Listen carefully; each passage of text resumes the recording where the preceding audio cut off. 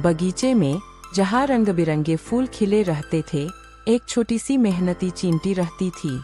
वह दिन रात मेहनत करती, अपने लिए दाने जमा करती और भविष्य की चिंता करती रहती। उसी बगीचे में एक सुंदर तितली भी रहती थी, जिसके पंख नीले, पीले और गुलाबी रंगों से सजे हुए थे। तितली फूलों पर उड़ती, रस पीती और अपनी सुंदरता पर गर्व करती थी।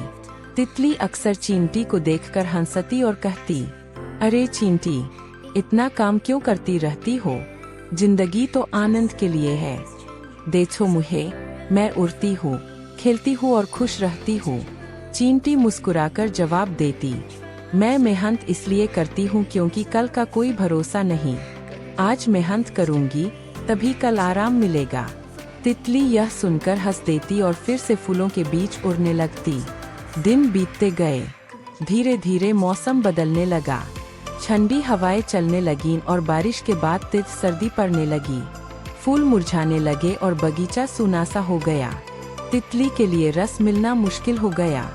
ठंड में उसके पंख कांपने लगे और उड़ना भी कठिन हो गया। एक दिन भूखी और थकी हुई तितली को चींटी की याद आई। वह किसी तरह उड़ती हुई चींटी के बिल के पास पहुंची। अंदर गर्माहट थी और खाने के दाने भी रखे हुए थे।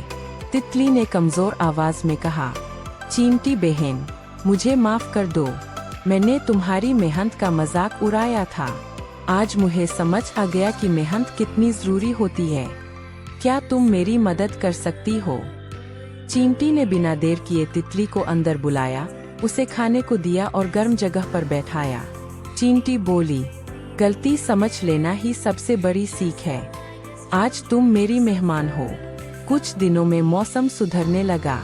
तितली फिर से स्वस्थ हो गई। जाते समय उसने चींटी से कहा, आज से मैं भी मेहनत और समझदारी को अपनाऊंगी।